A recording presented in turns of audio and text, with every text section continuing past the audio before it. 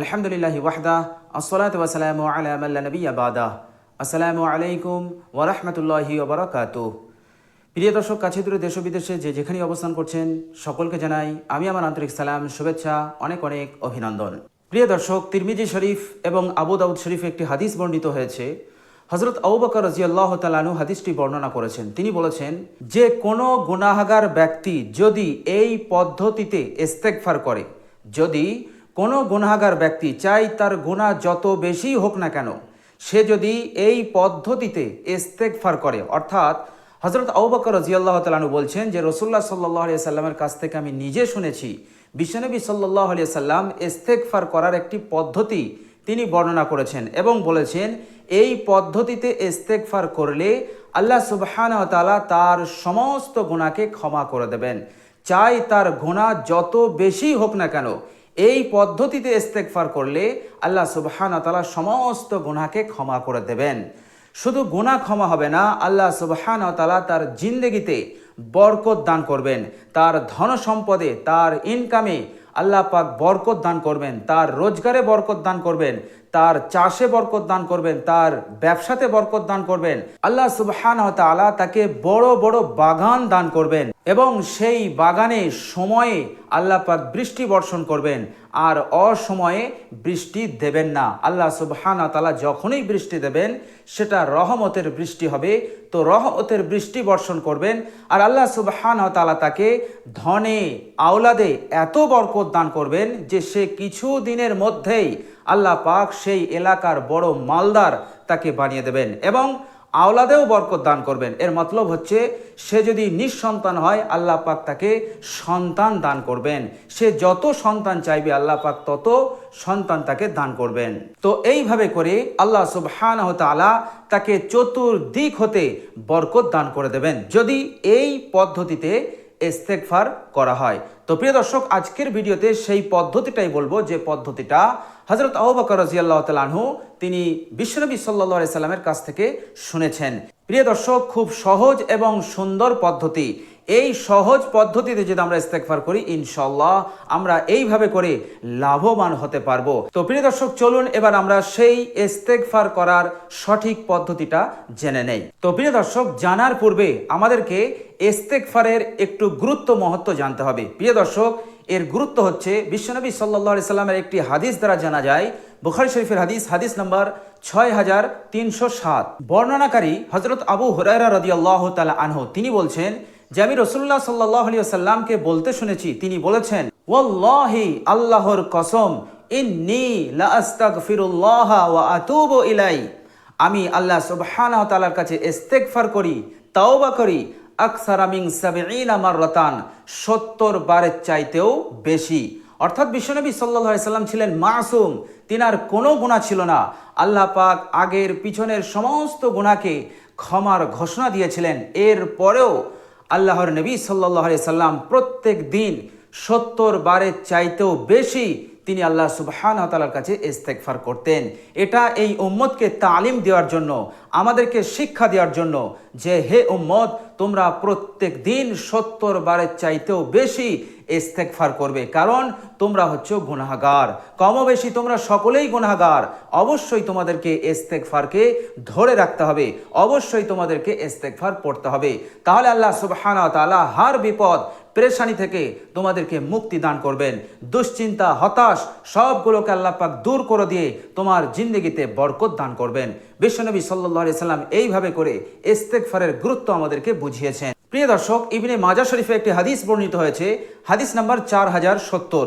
বর্ণনাকারী হযরত সফওয়ান বিন আসাল রাদিয়াল্লাহু তাআলা আনহু তিনি বলছেন রাসূলুল্লাহ সাল্লাল্লাহু আলাইহি ওয়াসাল্লাম বলেছেন ইন্নাল্লাহা তাআলা জাআলা বিল মাগরিবি বাবান, আল্লাহ সুবহানাহু ওয়া তাআলা পশ্চিম দিকে একটি দরজা বানিয়েছেন যার প্রশস্ততা আরজুহু মাসিরাতা ৭০ আমান, অর্থাৎ ৭০ বছরের প্রশস্ততা।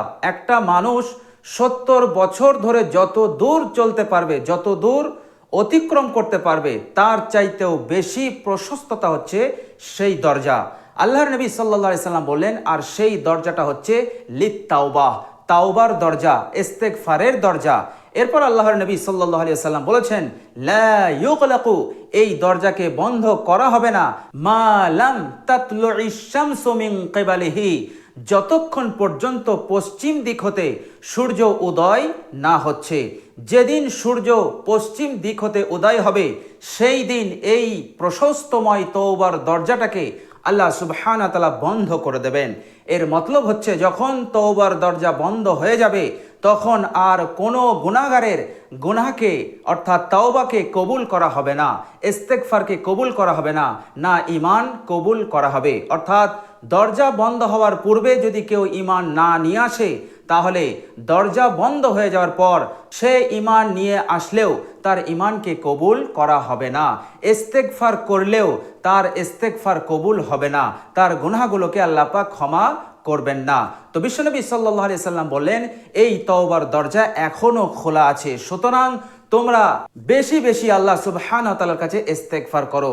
যখনই গুনাহ হয়ে যাবে, আর গুনাহ যত বড়ই কঠিন হোক, যত বেশিই হোক, তোমরা সঙ্গে সঙ্গে আল্লাহ সুবহানাহু ওয়া তাআলার কাছে একটি পদ্ধতিতে, সহজ পদ্ধতিতে তোমরা ইস্তেগফার করে নাও। আল্লাহ সুবহানাহু ওয়া তাআলা তোমাদের সমস্ত গুনাহকে ক্ষমা করে দেবেন। প্রিয় দর্শক, সূরা আল ইমরানের 135 নম্বর আয়াতে আল্লাহ সুবহানাহু ওয়া তাআলা বলছেন, বিসমিল্লাহির রহমানির রহিম, ওয়াল্লাযীনা ইযা ফাআলু ফাহিশাতান আও যালামু আনফুসাহুম, যে ব্যক্তি অশ্লীল কাজ করে ফেলেছে, শয়তানের ওয়াসওয়াসায় পড়ে অশ্লীল গর্হিত কাজ করে ফেলেছে, আল্লাহ পাকের নাফরমানি করে ফেলেছে, নিজের ওপরে গুনাহ করে জুলুম করেছে, অত্যাচার করেছে, যখনই হয়ে গেছে এমন গর্হিত কাজ, এমন গুনাহ হয়ে গেছে, সঙ্গে সঙ্গে সে আল্লাহ সুবহানাহু ওয়া তাআলাকে স্মরণ করেছে, যাকারুল্লাহ ফাস্তাগফারু লিযুনুবিহিম, আল্লাহ সুবহানাহু ওয়া তাআলাকে স্মরণ করে, না আল্লাহ সুবহানাহু ওয়া তাআলার নাফরমানি হয়ে গেছে, অবশ্যই আমাকে ইস্তেগফার করতে হবে, এমনভাবে আল্লাহ সুবহানাহু ওয়া তাআলাকে স্মরণ করে সঙ্গে সঙ্গে সে ইস্তেগফার করে নিয়েছে। তো আল্লাহ সুবহানাহু ওয়া তাআলা এমন বান্দাদেরকে তিনি ভালোবাসেন এবং পছন্দ করেন, তাদের জীবনের সমস্ত গুনাহকে ক্ষমা করার ওয়াদা তিনি করেছেন। তো প্রিয় দর্শক, গুনাহ যত বেশি হোক না কেন, যত বড়ই হোক না কেন, সঙ্গে সঙ্গে আপনি যদি এই পদ্ধতিতে, যে পদ্ধতিটা আমি এখনই বলবো, যদি আমরা ইস্তেগফার করি তো আল্লাহ সুবহানাহু ওয়া তাআলা আমাদের সমস্ত গুনাহকে ক্ষমা করে দেবেন। প্রিয় দর্শক, আর সেই পদ্ধতিটা হচ্ছে তিরমিজি শরীফের হাদিস, হাদিস নাম্বার 1406।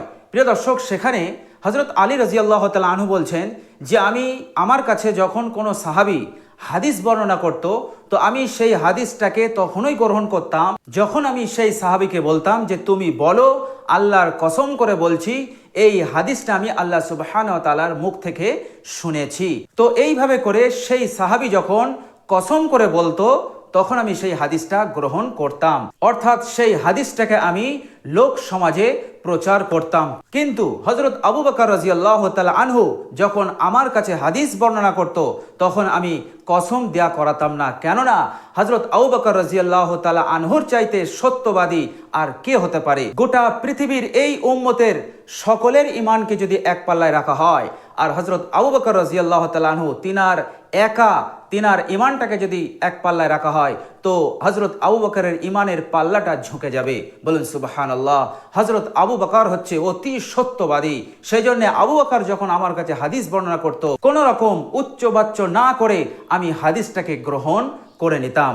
প্রিয় দর্শক, তো হযরত আলী রাদিয়াল্লাহু তাআলা আনহু বলছেন যে এক সময় হযরত আবু বকর রাদিয়াল্লাহু তাআলা আনহু আমাকে বললেন, সামিআতু রাসূলুল্লাহি সাল্লাল্লাহু আলাইহি ওয়াসাল্লাম ইয়াকুল, আমি রাসূলুল্লাহ সাল্লাল্লাহু আলাইহি ওয়াসাল্লামের কাছ থেকে এই কথা বলতে শুনেছি যে তিনি বলেছেন, মা মিন আবদিন ইউযনিবু যামবান, যদি কোনো বান্দার গুনাহ হয়ে যায়, চাই ছোট হোক আর বড় হোক, যদি কোনো বান্দার গুনাহ হয়ে যায়, গুনাহ হয়ে যাওয়ার পর এরপর সেই গুনাহগার বান্দা যদি ফায়ুহসিনু তুহুরা, সুন্দরভাবে পবিত্রতা অর্জন করে, এর মতলব হচ্ছে ফালিয়াতাওয়াজ্জা, যদি সে সর্বপ্রথম ওযু করে, উত্তম ওযু, ভালো ওযু, পরিপূর্ণ ওযু, কোনো ফাঁকি মারা বা অসম্পূর্ণ ওযু নয়, পারফেক্ট এবং সম্পূর্ণ ওযু, সেই ব্যক্তি যদি করে, এরপর সে দাঁড়িয়ে 2 রাকাত নামাজ আদায় করে, ফায়ুসল্লি রাকাতাইন, 2 রাকাত নামাজ আদায় করে, আর এই নামাজটা নফলের নিয়তে আদায় করে, অর্থাৎ সে এইভাবে নিয়ত করে, হে আল্লাহ, আমি তোমার সন্তুষ্টির জন্য 2 রাকাত নামাজ আদায় করছি। অথবা এইভাবেও নিয়ত করে, হে আল্লাহ, আমি 2 রাকাত সালাতুত তওবার নামাজ পড়ছি। এইভাবে করে সেই 2 রাকাত নামাজ আদায় করলো। সুম্মা ইয়াস্তাগফিরুল্লাহ, এরপর সে আল্লাহ সুবহানাহু ওয়া তাআলার কাছে সেই গুনাহের জন্য, তার জীবনে যত গুনাহ আছে সমস্ত গুনাহ হতে আল্লাহ পাকের কাছে ইস্তেগফার করলো। সে বলল, হে আল্লাহ, আমি গুনাহ করেছি, আস্তাগফিরুল্লাহ ওয়া আতুবু ইলাই, আমি ইস্তেগফার করছি, আমি তওবা করছি। লজ্জিত হয়ে, অনুতপ্ত হয়ে সে যদি আল্লাহ সুবহানাহু ওয়া তাআলার কাছে ইস্তেগফার করে, তওবা করে, হযরত আবু বকর রাদিয়াল্লাহু তাআলা আনহু বলছেন, আমি বিশ্বনবী সাল্লাল্লাহু আলাইহি সাল্লামের জবান থেকে নিজ কানে শুনেছি, ইল্লা গফরাল্লাহু লাহু, আল্লাহ সুবহানাহু ওয়া তাআলা তার জীবনের সমস্ত গুনাহকে ক্ষমা করে দেবেন। বলুন সুবহানাল্লাহ। এরপর বিশ্বনবী সাল্লাল্লাহু আলাইহি ওয়াসাল্লাম সূরা আল ইমরানের 135 নম্বর আয়াতটা তেলাওয়াত করতেন। বিসমিল্লাহির রহমানির রহিম, ওয়াল্লাযীনা ইযা ফাআলু ফাহিশাতান আও যালামু আনফুসাহুম যাকারুল্লাহা ফাস্তাগফারু লিযুনুবিহিম। আল্লাহ সুবহানাহু ওয়া তাআলা বলছেন, যারা বেহায়া কাজ করে ফেলে, অশ্লীল কাজ করে ফেলে, গুনাহ করে ফেলে, নাফরমানি করে ফেলে, বড় বড় গুনাহ করে ফেলে, বড় বড় গুনাহ করে নিজের উপরে জুলুম করে ফেলে, এরপর তারা আল্লাহকে স্মরণ করে আল্লাহর কাছে ইস্তেগফার করে, আল্লাহ সুবহানাহু ওয়া তাআলা তাদের জীবনের সমস্ত গুনাহকে তিনি ক্ষমা করে দেন। বলুন সুবহানাল্লাহ। তো বিশ্বনবী সাল্লাল্লাহু আলাইহি সাল্লাম এই আয়াতে কারিমাটাকে তিনি তেলাওয়াত করতেন। তো প্রিয় দর্শক, বিশ্বনবী সাল্লাল্লাহু আলাইহি সাল্লাম যে পদ্ধতিতে আমাদের ইস্তেগফার করতে বলেছেন, এই পদ্ধতিতে যদি আমরা ইস্তেগফার করি, অবশ্যই গুনাহ যত বড়ই হোক আর যত বেশি হোক, আল্লাহ সুবহানাহু ওয়া তাআলা আমাদের সমস্ত গুনাহকে ক্ষমা করবেন এবং আমাদের দায়ে বায়ে সামনে পিছনে সমস্ত দিক হতে বরকত দান করবেন, চैन সুকুন দান করবেন। এই দুনিয়ার সুখ শান্তি আমরা লাভ করতে সক্ষম হয়ে যাব ইনশাআল্লাহ।